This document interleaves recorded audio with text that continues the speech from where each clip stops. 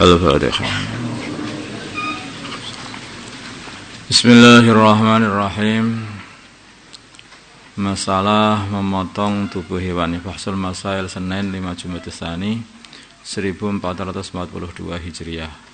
1442 Hijriah. Dihafalkan itu, lupa terus saja. 18 Januari 2021 Masehi 1442. Masalah memotong anggota tubuh hewan. Ada sebagian orang melakukan proses peternakan hewan dengan cara memotong anggota tubuh hewan tersebut. Ini ada orang-orang aneh yang kemungkinan ini juga cara ini diambil dari cara-cara orang yang enggak sholat. Seperti beternak kepiting soka dengan memotong kakinya, yang mana setelah 15 hari kemudian kepiting itu akan berganti cangkang, kaki, serta capit baru yang masih lembek. Seperti juga ayam yang masih kecil, paruhnya dipotong sedikit, kira-kira setengah senti atau ya 0,1 mungkin, atau berapa mili, nggak ngerti, ada beberapa mili. Enggak banyak, kalau enggak salah motongnya itu ada 3 milian gitu. Atau bisa juga dengan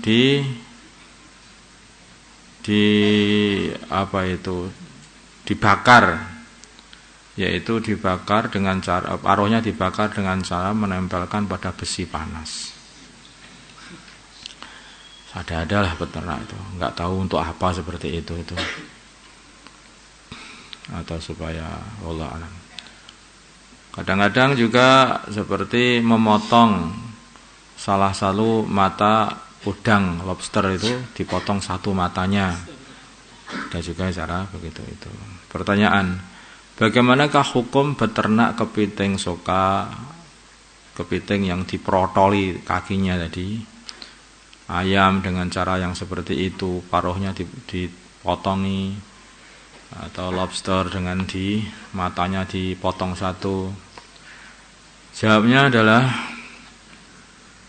ini ada beberapa pendapat. Menurut pendapat sebagian para ulama dinukil dari Imam Nawawi dalam Syarah Muslim, hukumnya adalah makruh hal seperti itu. Tetapi sedangkan menurut Imam Muhammad Salim bin Sa'id dalam kitab As'adur Rafiq Syarah Sulam Taufik, hukumnya adalah haram dan termasuk dosa besar seperti ini. Ini banyak hadis-hadis mengenai muslah, yaitu memotong ini.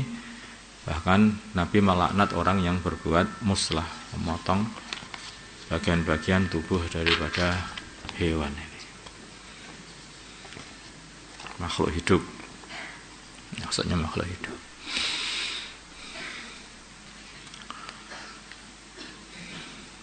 Ini kalau ya beternak, itu beternak yang baik kan. Ini kayak ayam ini suka kabur-kabur aja, potong aja kakinya ini. Itu yang enggak benar.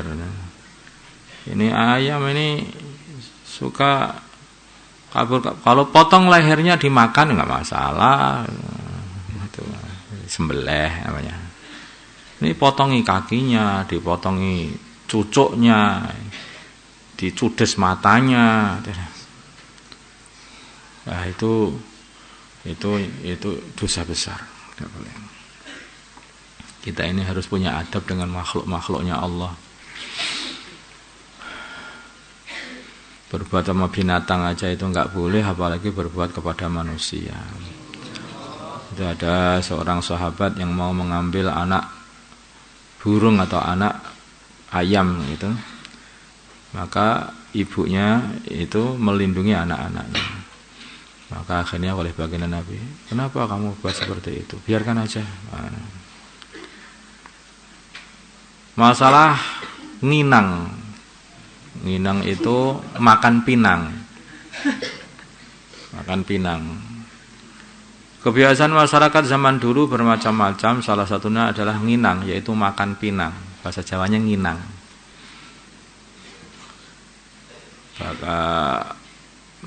Bahkan zaman sekarang pun bukan hanya orang tua saja, tapi sebagian orang, anak-anak muda juga ada juga yang meminatinya. Nggak tahu kenapa. Di antara bahannya adalah daun sirih yang diulai sedikit kapur, gamping, potongan buah pinang, gambir, kadang ditambah dengan tembakau. Setelah racikan, kadang-kadang itu tergantung selera gitu.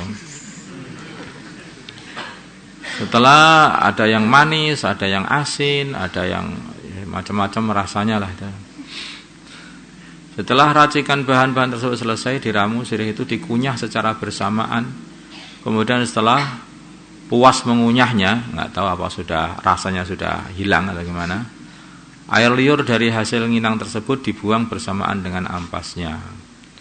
Menurut yang pernah mencobanya, katanya orang yang nginang ini akan kembali semangat dan lebih fresh lagi.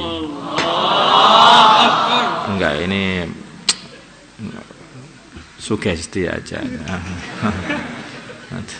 Semua orang itu kalau sudah ketagihan itu ya mesti akan berkata seperti itu. Yang ahli nginang, habis nginang apa tuh kamu nginang? Habis nginang itu semangat, mata melek. Orang yang suka kopi, habis ngopi itu semangat.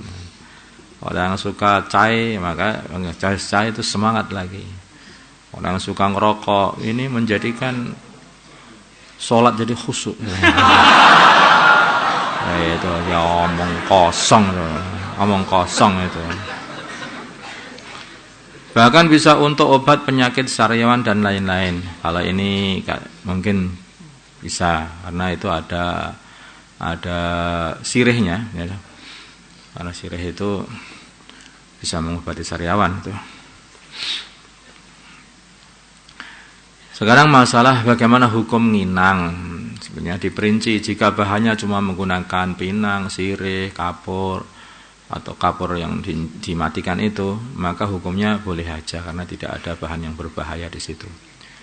Tapi jika bahan-bahan di atas ditambah tembakau, lah ini. Karena tembakau itu berbahaya. Jika membahayakan, hukumnya adalah haram. Karena itu membahayakan diri. Kalau hukumnya itu kayak ngerokok ya. Merokok itu pabriknya sendiri sudah menulis merokok membunuhmu. Kalau sudah begitu berarti ya orang merokok berarti membunuh diri. Ya seperti itu ya, kalau makan tembakau dengan cara dikunyah-kunyah begitu, efeknya juga sama dengan rokok ya. Kan katanya kok ya lebih berbahaya daripada rokok malahan. Ini kan sama dengan golden itu kan. Golden itu kan tembakau di lembutkan itu terus digosok-gosok di gigi. Nah, nanti pusing gitu. Kalau belum pernah itu, yang seperti itu ya karena sebenarnya mabuk tembakau itu. Sebetulnya ada cara yang lebih baik lagi daripada itu, yaitu dengan menggodok tembakau dan diminum 1 liter. Ini bukan hanya membawa kabur otak, membawa kabur nyawa itu. Itu langsung melayang-layang nyawanya. Akhirat ngono terus nih pisan ae. Apakah nginang ini? Jangan ini nanti dipraktekkan ya. Yang pinter gitu loh, tidak ngomong itu. Apakah nginang ini dapat menurunkan muru'ah, harga diri atau kurang pantas sebenarnya? Jika dilakukan di negeri kita ini, di negeri Indonesia lah, secara umum dan khususnya di lingkungan pondok pesantren, ditafsir. Bila dilakukan sendiri, tidak di hadapan orang lain, khayal, maka tidak menghilangkan muru'ah. Tapi bila dilakukan di hadapan orang lain, apalagi dalam pertemuan, mungkin dalam musyawarah atau jamuan selamatan atau ngaji, maka ini bisa menghilangkan muru'ah. Karena seperti meludah di hadapan orang itu kalau di negeri kita ini kayaknya kurang sopan. Sopan apa kayaknya? tengah-tengah ngaji ngeludah mana gitu kayaknya. Itu tergantung di masalah muru'ah ini tergantung di waktu tertentu dan tempat tertentu. Itu bisa dirasakan sendiri di hatimu. Masalah apa itu menurunkan harga diri. Ya. Orang Islam itu harus jaga harga dirinya, itu harus dijaga. Karena kalau orang Islam itu tidak jaga diri, itu nanti akhirnya jadi tidak jaga agama. Masalah jual beli pupuk kandang, maksudnya ya itu kotoran itu, ayam, kambing, sapi. Bagaimana cara jual beli pupuk kandang? Jika diakati jual beli, maka tidak sah karena itu barang najis. Adapun jalan keluarnya adalah dengan cara hibah yang itu bermakna naklul-yad, yaitu dengan cara naklul-yad. Ijol kayak gantian gitu saja. Dia apa itu memindahkan dari tangan dia ke tangan orang lain. Dia ke tangan orang lain memindahkan dari tangan dia ke tangan kita. Itu seperti itu. Ini bukan jual beli loh ini pokoknya yos. Pokoknya ngolah ngalih nih. Duit sing asale nang tak cekel lagi ganti mbok cekel. Lah apa itu pupuk kandang yang kamu pegang itu sekarang ganti tak pegang itu saja, gantian. Nah aja sudah selesai. Kayak ijol-ijolan. Nggih. Tayamum di tembok rumah sakit. Bagaimana hukum tayamum di tembok rumah sakit? Kalau ada debunya maka boleh, kalau tidak ada maka tidak boleh. Kayaknya kalau tembok rumah sakit itu nggak ada debunya. Nggak ada debunya ya. Ya maksud rumah sakit ada debunya di temboknya yang nggak ada. Kayak kandang jaran nggak ada. Itu ya nggak ada lah itu. Ada Pak itu sedikit tidak tampak dan tidak bisa dirasakan. Nah, kalau tak tampak nggak bisa dirasakan, terus bagaimana kamu tayamumnya? Enggak. Ya ini menurut saya nggak ada lah kalau begitu. Kecuali tembok bagian mana, ya. Tembok rumah sakit yang bagian luar di tembok pagarnya sana, terus itu yang dekat sama tanah itu, ya itu mungkin ada itu. Tembok rumah sakit di dalam kamarnya, ya nggak ada debunya lah. Ba'diyah Jumat dengan niat ba'diyah zuhur. Bolehkah sholat ba'diyah Jumat dengan niat ba'diyah zuhur? Ini tidak boleh sebetulnya. Kalau ia sengaja dan tahu hukumnya maka tidak boleh dan sholatnya batal. Tetapi kalau tidak sengaja atau tidak tahu hukumnya maka sholatnya sah dan hukumnya sholat sunnah mutlak begitu saja. Ya, memang nggak tahu gimana lagi. Jadi kalau orang itu qobliyah Jumat, ba'diyah Jumat itu ya niatnya qobliyah Jumat, ba'diyah Jumat begitu, bukan ba'diyah zuhur. Ya ba'diyah Jumat. Nah, sholatnya sholat Jumat. Begitu para ulama fikih, gitu caranya. Tidak boleh nanti ba'diyah Jumat terus malah Jumat sama zuhur itu sama saja, itu durul lanang masalahnya. Itu enggak kalau ulama fikih enggak boleh itu. Kalau boleh Jumat ya harus ba'diyah Jumat.